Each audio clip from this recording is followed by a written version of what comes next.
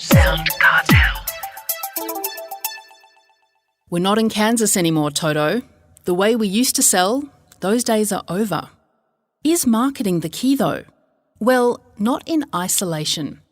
The union of a well-oiled sales and marketing structure could be just what the doctor ordered during the pandemic and beyond. From SoundCartel, I'm Nicole Goodman, and this is Business Essentials Daily.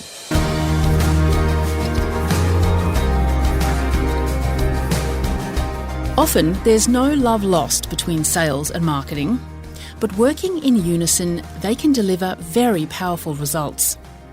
We're in a time where technology has encouraged new ways of research and purchase, amplified dramatically by the pandemic. Adele Crane is the CEO of consulting and recruitment firm Sales Focus Advisory. She explains that traditional approaches to winning new business are a thing of the past, and the good times may have lulled us into a false sense of security, unprepared for the disruption of a lifetime. So, in a reshaped world, how can salespeople close the deal? How imperative really is marketing to new business development? Adele begins by telling me what the convergence of the pandemic and technology has done to the conventional approach to sales. It's made a lot of changes in how we're communicating with people. We've got two challenges. On one side, we've got a change in customer behaviour where customers no longer wish to speak to people as their first port of call when they're looking for a product.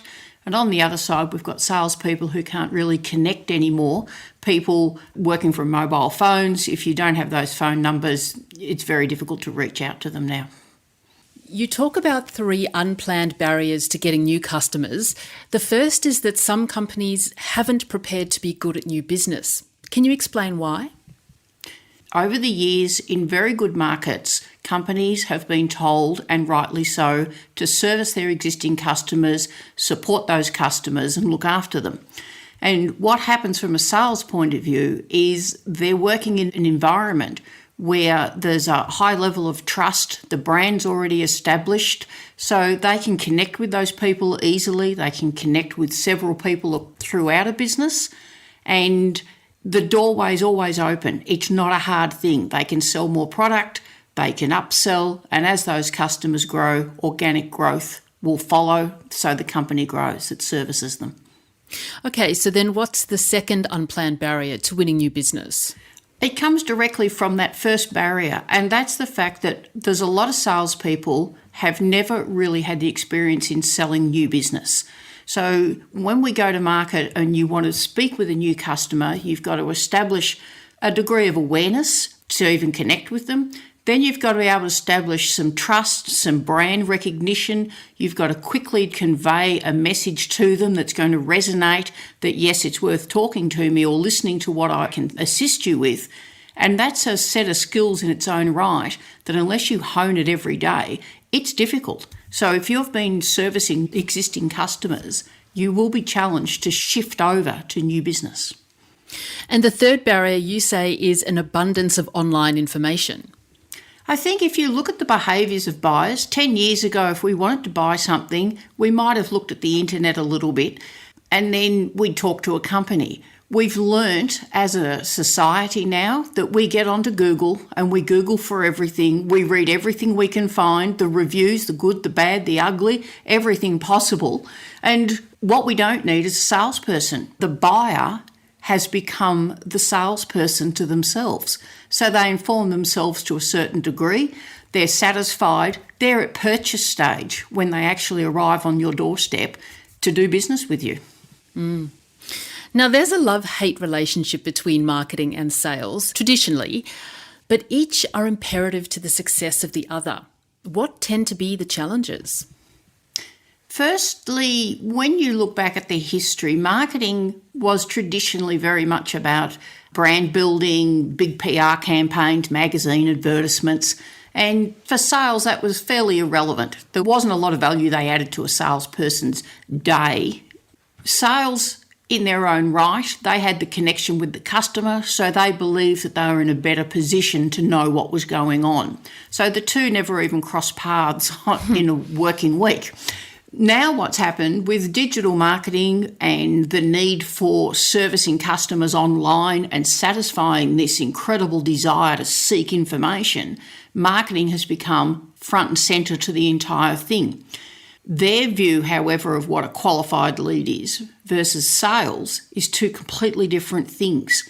They come from different grounds and different views, different priorities, and that's where that disconnect is happening. And until you can align those two correctly and get them in sync, you are unable to really drive growth in your business in these new markets.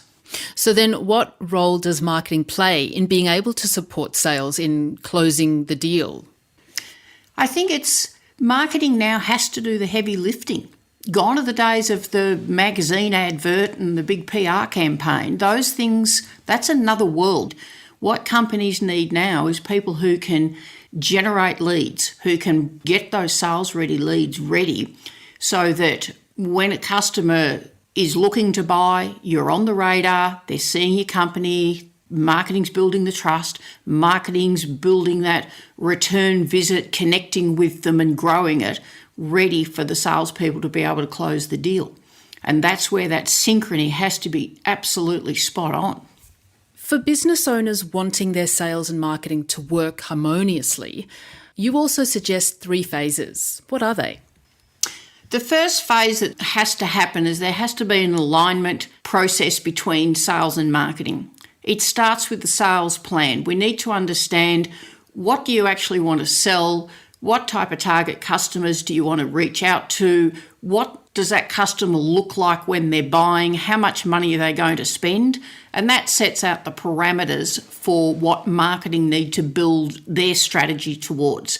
So if we know that we want to sell 50 units of something at $20,000 and we've got a target audience in 3 different demographics, that's the shopping list that marketing has to fill. That's their focus and that's their responsibility. The next thing that needs to happen is we need to get some clarity of the leads. What is a good lead? When is it ready to buy? And get agreement between sales and marketing saying, yes, we agree that would be a sales ready lead, or no, it needs a little bit more nurturing, it needs a little bit more work done with it. And that way then there's a seamless experience for the customer. And that's an important part of this, is getting that seamless experience. And then when the leads are ready, the transition has to be the same language. We can't have marketing talking in features and benefits and old rhetoric that we've seen in the past. We have to have that conversation flow so the customer, when they talk with the salesperson or the product expert, whoever it is within your business that handles those leads, when they talk, it has to sound the same language. It's taking what was written and bringing it to life through the voice of the people. So Adele, I'm a small business owner. I don't have a lot of budget for marketing. What can I do? I want to attract leads and sales. What are my options? I think, firstly, you need to have someone who's an expert in lead generation for your style of business, meaning if it's business to business, that is one set of skills, and then there's business to consumer is another set of skills. So you need someone who understands your selling environment. And there's a lot of agencies out there that now talk about doing lead generation, and they'll talk about optimising websites and a lot of different things that can happen. But you need to look at the timeline. How long is it going to take these things to happen? How much money have I got to invest?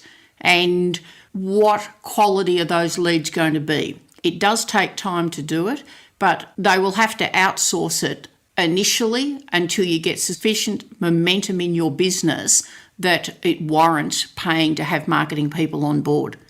One of the challenges that you see with marketing people is that you can't have a generalist. There is a series of very specialised skills, and that's why with small businesses we always say work with an agency that understands how to grow these leads.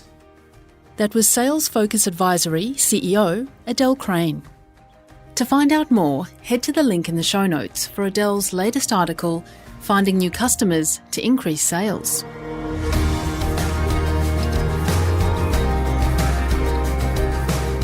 This episode of Business Essentials Daily is produced by the team at SoundCartel. Thanks for listening. I'm Nicole Goodman. We'll bring you more Be Daily tomorrow. Follow at BE Daily Podcast across social media and head to bedaily.com.au for more from the Business Essentials Daily podcast. SoundCartel.